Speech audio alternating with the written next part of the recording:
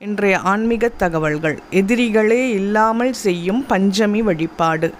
பஞ்சமி திதியன்று வராகி அன்னையை வழிபட்டு வருபவர்களுக்கு பிரபஞ்ச சக்தி எப்போதும் துணை இருக்கும் என்று கூறப்படுவதன் காரணமாக அவர்களுக்கு எந்த காரியத்திலும் வெற்றி கிடைக்கும் என்பதுடன் எதிரியாக இருப்பவர்கள் யாரும் அவர்கள் அருகில் நெருங்கக்கூட விடாமல் காத்தருள்பவளாக அன்னை வராகி திகழ்கிறாள். வராகி அன்னையை வளர்பிறை, தேய்பிறை, பஞ்சமி திதிகளில் வழிபடுவது மிகவும் நல்லதாகும். இதில் வளர்பிறை பஞ்சமி வழிபாடு வளர்ச்சியை கொடுக்கும். தேய்பிறை பஞ்சமி வழிபாடு கஷ்டங்களையும் துயரங்களையும் நீக்கும்.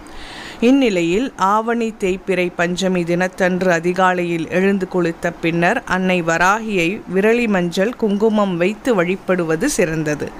மேலும் வராகிக்கு பிடித்தமான சர்க்கரை வள்ளிக்கிழங்கு, எருமை தயிர், செவ்வாழை பழம் போன்றவற்றை படைத்து வழிபட சிறப்பான பலன்களை கொடுக்கும். அத்துடன் வராகி அன்னைக்கு தேங்காயில் தேங்காய் எண்ணெய் அல்லது நெய் கொண்டு விளக்கேற்றி வேண்டிக்கொள்ள வேண்டியது நிறைவேறும்.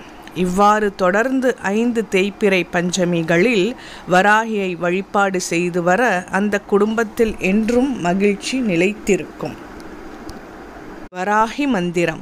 ஓம் ஷியாமளாய வித்மஹே ஹளஹஸ்தாய தீமஹி தன்னோ வராகி பிரசோதயாத்.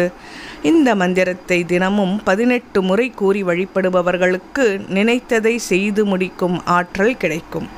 எத்தகைய பிரச்சனைகளையும் சமாளிக்கக்கூடிய தைரியம் கிடைக்கும்.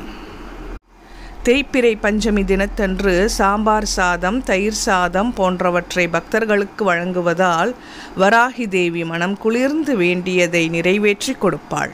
கண் திருஷ்டி, தீவினைகள், தோஷம் போன்ற பாதிப்புகள் நீங்கும். இந்நாளில் விரதமிருந்து வழிபடுவதால் கடன் தொல்லை நீங்கி செல்வ செழிப்பு ஏற்படும். இன்று சனிக்கிழமை தேய்பிறை பஞ்சமி தினத்தன்று வராகியை வழிபட சனீஸ்வரனால் ஏற்படும் பாதிப்புகள் தவிர்க்கப்படும். அதனால் ஒரே கல்லில் 2 மாங்காய் கிடைத்தது போல் வராகி அன்னையின் அருளும் சனி பகவானின் அருளும் கிடைக்கும்.